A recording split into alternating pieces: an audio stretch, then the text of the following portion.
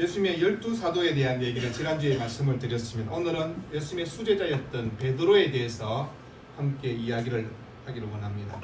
여러분, 먼저 그 전에 예수님의 12사도가 어떻게 죽었는가에 대한 얘기를 먼저 하겠습니다. 여러분, 베드로는 로마의 십자가에 거꾸로 매달려 죽었다는 그런 전설이 있습니다. 야고보는요, 예루살렘에서 목베임을 당했고요. 요한은 도미티안 황제의 박해 때 끓는 가마 속에 그렇게 던져졌지만 기적적으로 목숨을 건진 후에 밤모섬에 유배되어 있다가 에베소로 돌아와서 자기 연수를 다하고 죽었습니다.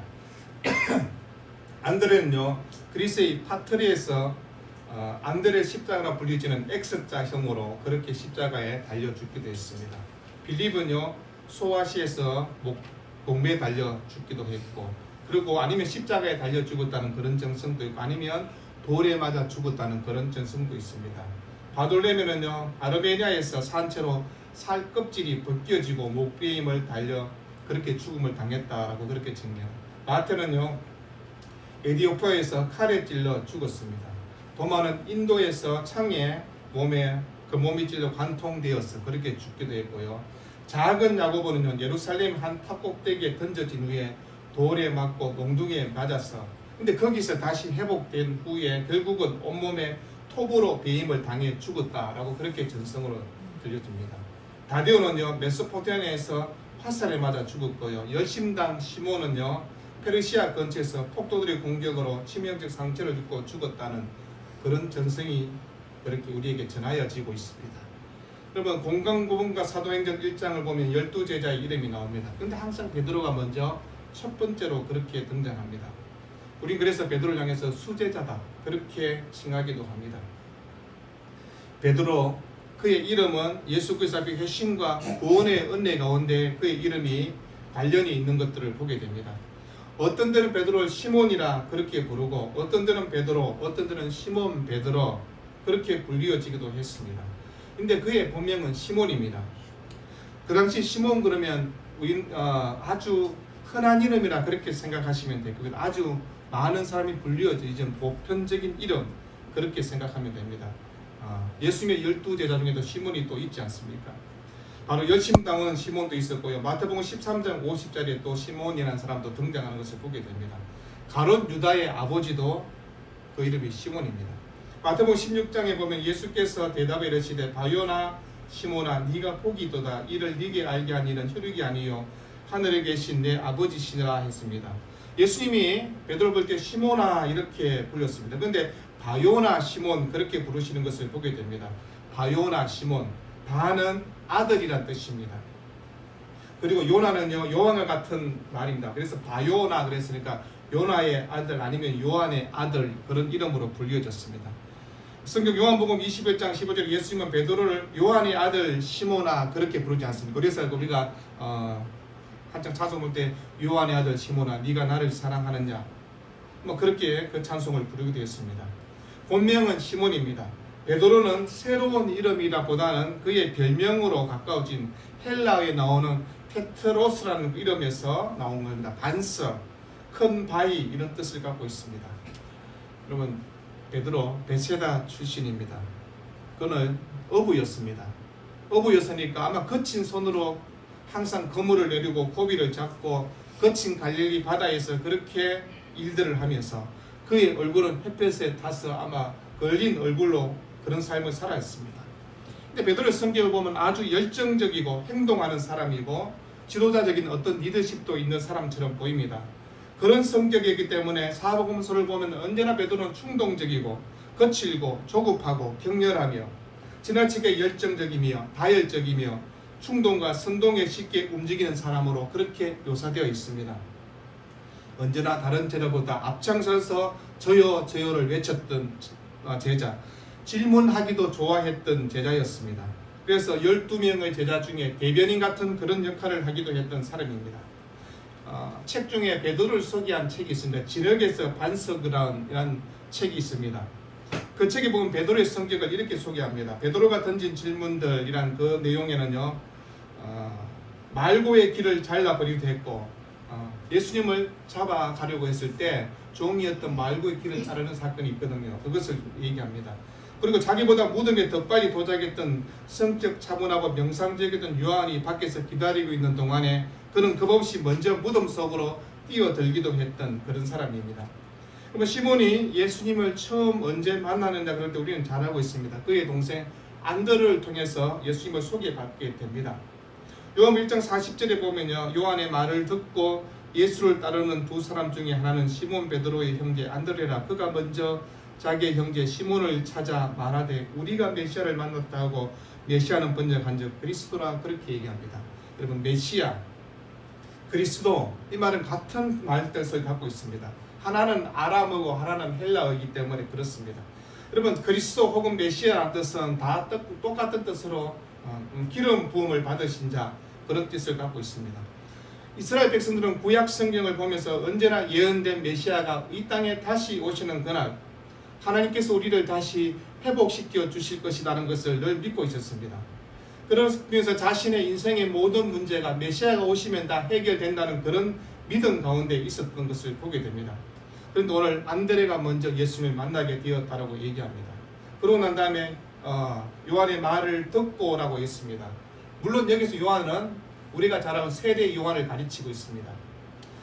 그러면서 세례 요한이 어떤 설교를 했는가를 우리는 잘 알고 있습니다. 요한복음 1장에 보면 보라, 세상 죄를 지고 가는 하나님의 어린 양이라고 예수 그리스도를 그렇게 표기하고 있습니다. 안드레는 먼저 이 메시지를 들었습니다. 그리고 예수님을 만나게 됩니다. 그러면서 그가 우리가 기다리던 메시아가 예수님을 만났다는 그런 확신을 갖게 되는 것입니다. 그리고 자기의 형제였던 시몬을 찾아가서 우리가 메시아를 만났다는 강력적인 증언을 하게 되는 것을 보게 됩니다. 그래서 요한복음 1장 42절에 데리고 예수께로 오니 예수께서 보시고 이러시되 네가 요한의 아들 시몬이니 장차 게바라하리라 하시니, 게바는 번역하면 베드로라. 그럼 베드로는 헬라어라고 말씀을 드렸습니다. 게바는 아람어입니다. 그럼 팔레스타인 거지에게 있을 때 우리는 항상 이렇게 생각합니다. 히브리어 사용했을까? 아닙니다. 그때는요, 이스라엘 백성들이 포로지에 돌아오고 난 다음에 언어는 히브리어보다는 계속해서 아람어를 많이 사용하고 있었던 것을 보게 됩니다. 아람어는 우리가 알고 있는 시리아어라고 그렇게 생각하시면 됩니다. 여러분이 알고 있는 달리다굼, 엘리 나마 사박다니, 이런 모든 단어들이 아람어인 것을 보게 됩니다. 이때 처음으로 시몬은 그 예수님을 만나게 되었고 동생 안드레에서 예수님을 만나게 되었다라고 그렇게 소개하고 있습니다. 그리고 시몬을 만난 예수님께서 새로운 이름을 지어주시고 새로운 인생의 전환점을 만들어 주시는 것을 보게 됩니다. 너는 장차 게바라, 너를 반석이라 할 것이라고 주님이 그렇게 말씀하고 있습니다. 그럼 반석이라는 의미 속에서 우리가 그의 안정감, 육중감 이런 것도 느끼지만 그의 삶을 통해서 하나님 앞에 어떤 영광을 돌려야 되는가를 알고 있습니다. 그런데 물론 베드로가 그 예수님의 제자로 사는 3년의 삶은 그런 신중함, 그런 안정감 있는 그런 제자의 삶은 아니었음을 우리가 알고 있습니다.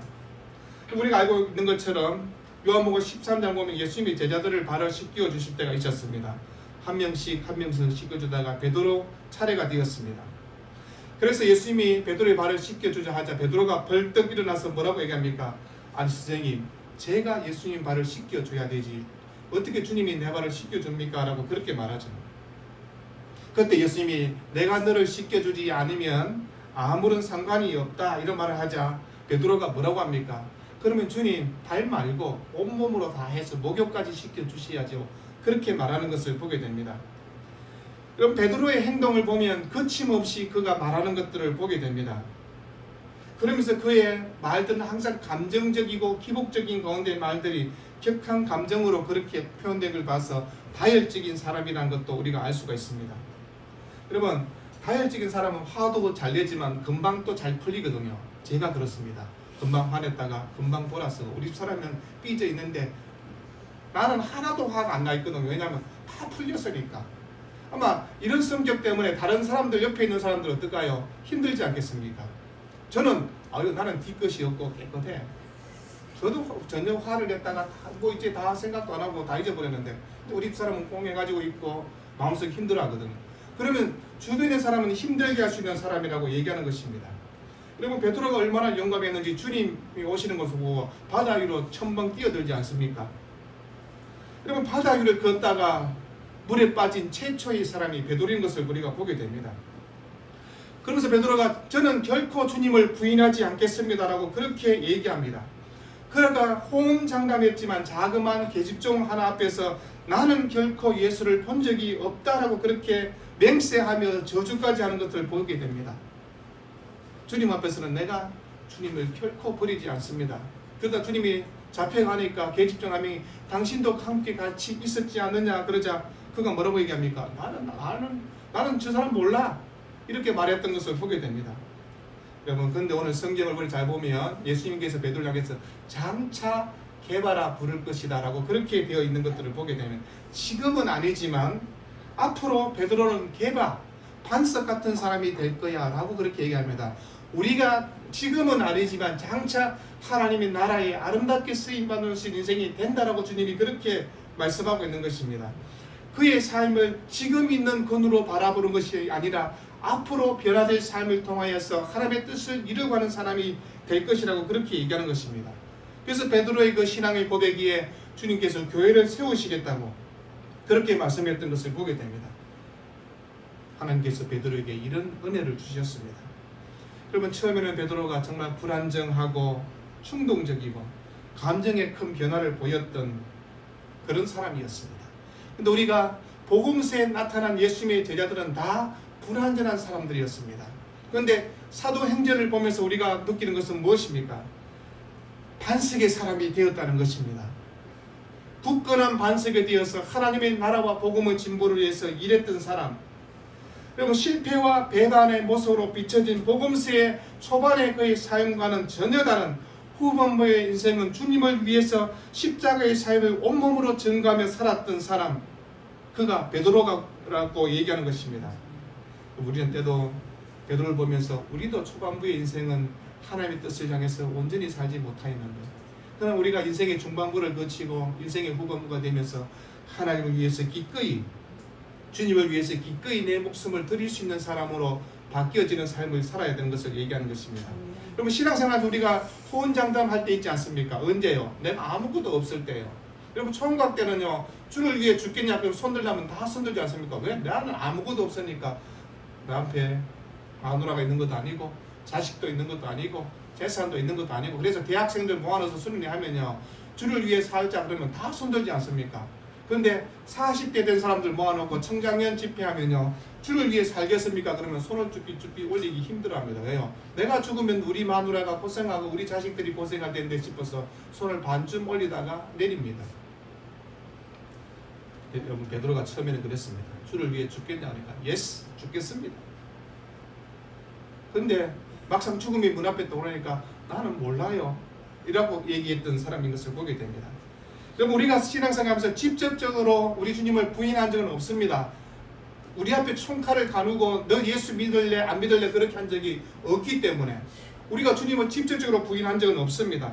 그러나 내 감정대로, 내 생각대로, 내 마음대로 그렇게 행동하면서 정말 기가 찰 정도로 저런 신앙의 모습이 내 인생 가운데 있었구나 라고 생각할 때가 있지 않습니까?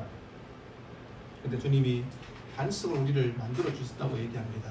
모난 부분들 다듬어 주시고, 그러면서 주님의 놀라운 솜씨 가운데 내가 생각해도 놀라울 정도로 하나님의 은혜 앞에 쓰임받고 있는 사람으로 살아가도록 인도하시는 것을 보지 않습니까? 예수 그리스도의 부활의 사건을 경험하고 오순절 성령 강림의 역사 가운데 베드로의 모습이 변화된 것처럼 우리 또한 성령의 은혜 가운데 예수 그리스도의 부활의 사건을 믿음으로 고백하면서 우리의 신앙이, 우리의 인격이, 우리의 말이 달라져 있던 것을 보게 됩니다. 때로는 예수님을 배반하기도 합니다. 때로는 불충성하기도 하고요. 때로는 베드로처럼 변명합니다. 내가 안 그러려고 했는데. 여러분, 그러나 우리가 나중에는요, 십자가를 지고 죽을 수 있느냐 그러면 죽겠습니다라는 신앙의 모습으로 바뀌어져 가는 것들을 보지 않습니까? 어떻게 충동적이고 달렸던 베드로가 하나님 앞에서 성숙한 신앙의 사람이 되었을까? 우리는 다 잘 알고 있습니다. 성령의 은혜 아니면 결코 바뀔 수 없는 우리의 모난 성격들이 있다는 것도요. 여러분, 베드로가 바뀌어졌다는 것을 보면 우리 또한 충분한 가능성이 있다는 것입니다. 우리가 훨씬 베드로보다 더 많이 배웠습니다. 훨씬 더 주님에 대해서 더 많이 알고 있습니다. 물론 베드로는 주님을 3년 동안 직접 목격하고 주님의 모든 이적을 보았기 때문에 많이 보았을 것입니다. 근데 우리는 구약을 통하여서 그리고 신약시대 예수님의 모든 생애와 그리고 교회의 모든 행전, 교회 행전, 사도 행전을 통하여서 복음의 능력이 성령의 역사가 어떻게 이루어지는가를 다 보았던 사람들입니다. 직접 예수님과 함께 식사하고 교제하지는 못하였지만 그러나 간접적으로 모든 것을 경험한 사람이라는 것을 얘기하는 것입니다. 예수님이 베드로를 만나 주셨던 것처럼 여러분 우리 또한 주님이 만나 주시기를 원하는 것입니다. 여러분 주님의 말씀을 들으면서요 베드로가 정말 처음에는 야 할렐루야 메시아네 라고 했을까요? 그렇지 않습니다. 안드레의 얘기를 듣고 우리말로 긴가민가한 것입니다. 진짠가? 아니 가짜면 어떡하지? 괜히 그 예수님 따라가다가 내 인생 쫄딱 망하는 거 아닌가? 라는 생각도 충분히 할 수 있을 것입니다. 근데요 주님 만나고 베드로가 새로운 이름으로 지어지고 제자의 삶을 시작하면서 그의 신앙의 출발점이 조금은 불완전하고 조금은 엉성하고 그럼에도 불구하고 다듬어져가는 신앙의 모습을 보지 않습니까? 그러면 처음에 베드로가 아는 일은 고기 잡는 일밖에 몰랐습니다. 하늘나라의 복음이 무엇인지 하늘의 영광이 무엇인지 그가 어떻게 알고 있었습니까? 근데 베드로가 주님을 직접 경험한 적이 있었습니다. 예수님의 제자로 따라왔지만 여전히 고기를 잡고 있었습니다. 근데 고기가 한 마리도 잡히지 않았습니다. 근데 주님이 베드로를 찾아왔습니다. 그러면서 주님이 말씀합니다. 그 배는 시몬의 배라. 육지에서 조금 떼기를 청하시고 앉아서 배에서 무리를 가르치시더니 말씀을 마치시고 시몬에게 이르시되 깊은 데로 가서 그물을, 여기서 그물은 레터스 X를 붙여서 복수를 얘기합니다. 그물을 내려 고기를 잡으라. 일단 시몬이 대답합니다. 이르되 선생님이여 우리들이 밤이 새도록 수고하였으되 잡은 것이 없지만 말씀에 의지하여 내가 그물을 내리이다. 이때 그물은 레트 단수를 얘기하고 있습니다. 여러분 쉽게 말하면 목수인 당신이 고기잡이를 어떻게 알겠습니까? 라는 그런 마음속에 있습니다. 우리가 어부입니다. 고기 잡는 데는 우리가 도사입니다. 우리가 밤새도록 아무것도 잡지 못했습니다. 그런데 또 낮에 무슨 고기를 잡습니까? 낮에 고기 안 잡힙니다 라고 얘기합니다. 그런 의심이 밑에 깔려 있는 것입니다.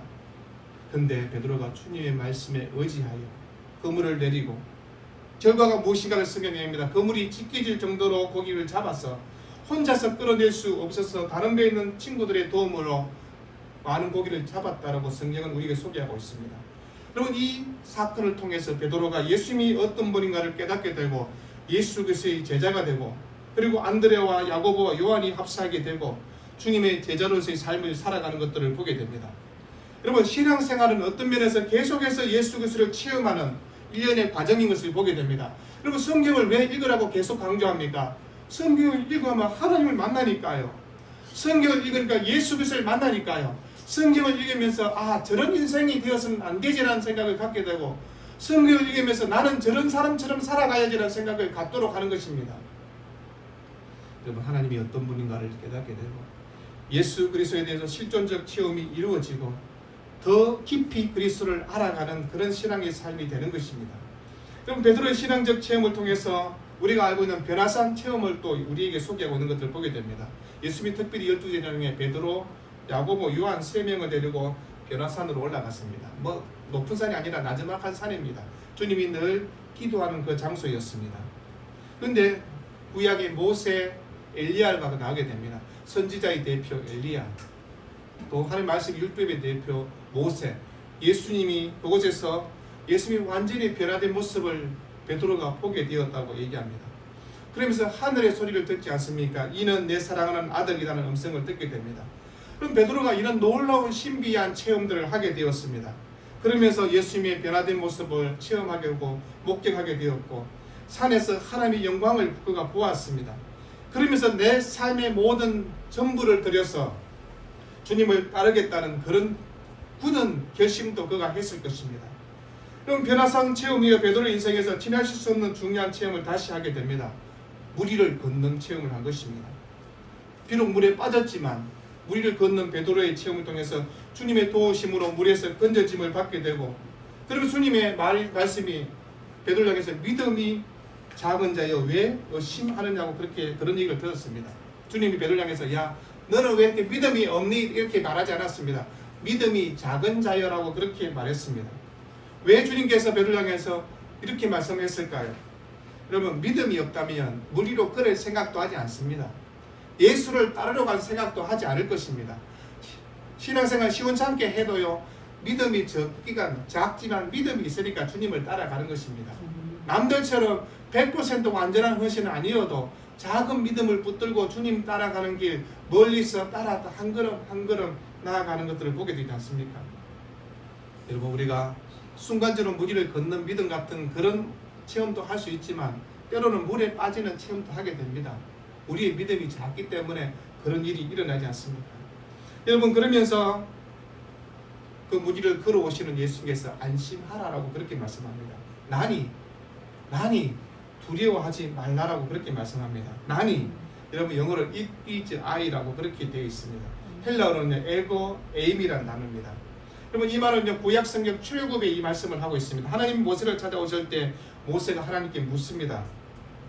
하나님 당신은 도대체 어떤 분이십니까? 라고 출애굽기 3장 13절에 묻습니다. 이때 하나님이 자신을 보여주시면서 모세에게 나는 스스로 있는 자라 그렇게 말씀합니다. 여러분 영어 성경에 I am that I am으로 그렇게 옮겨져 있습니다. 주님은 항상 I am이라고 그렇게 얘기하는 것입니다. 지금도 계시고 과거에도 계셨고 앞으로도 계속 있을 분이라고 그렇게 얘기하고 있는 것입니다. 여러분 I am이라는 이런 표현을 통해서 신의 현존을 우리에게 보여주고 있는 것입니다. 예수님이 나니 라고 했을 때 예수님은 단순히 자신을 가리키는 표현을 뛰어넘어서 내가 하나님이야 라고 그것을 얘기하고 있는 것입니다. 내가 하나님과 같은 존재라고 그것을 우리에게 얘기하고 있는 것입니다. 내가 하나님의 아들이야 라고 그렇게 우리에게 그 얘기를 하고 있는 것입니다. 예수님의 놀라운 신성에 대해서 선언을 하고 있는 것입니다. 그러자 그때 있던 제자들의 고백이 무엇입니까? 당신은 진실로 하나님의 아들이십니다 라고 그렇게 고백하고 주님을 경배하는 것을 보지 않습니까? 여러분 이런 체험 가운데 베드로의 참다운 신앙들을 고백하게 됩니다. 그럼 베드로의 인생 가운데 우리가 성경 보면서 야 베드로가 그렇게 엉뚱한 짓을 해도 베드로가 없었으면 정말 이런 놀라운 말씀들이 어떻게 기록이 됐을까라는 생각을 갈 때가 있지 않습니까? 십자가 사건 앞에서 여러분 주님의 마지막 공생애를 시작하면서 이제 가이사 빌립보를 지나가게 됐습니다. 이방의 땅입니다. 여러분 3년 정도 주님의 제자들이 함께 했던 시간들을 보냈습니다. 주님이 제자들에게 묻습니다. 인자를 누구라 하느냐라는 질문을 합니다. 그러면서 너희는 나를 누구냐라고 그렇게 질문하지 않습니까? 주님이 어떤 분인가를 알아야 된다고 주님이 그 질문을 했습니다. 여러분 이때 베드로의 고백이 뭔지 우리는 다 잘 알고 있습니다. 주는 그리스도시요 살아계신 하나님의 아들이십니다 라고 그렇게 고백하지 않습니다. 여러분 우리가 이 베드로의 고백 때문에 신앙 고백할 때 예전에 우리가 세례 받을 때 목사님 묻지 않습니까? 예수님이 어떤 분이냐? 그럼 베드로 대답을 비로소 합니다. 주는 그리스도시요 살아계신 하나님의 아들이십니다. 목사님이 또 얘기합니다. 그거 말고 네 입으로 한번 고백해봐. 그러면 뭐 베드로가 그 정도 했으면 되지 또 우리 보고도 시킵니까? 이렇게 말한 적이 있었습니다. 여러분 베드로 그 신앙 고백 때문에 우리가 답을 하나 완전히 찾아놓고 주님이 누구냐 그러면 이렇게 달달달 외워서 얘기할 수 있지 않습니까?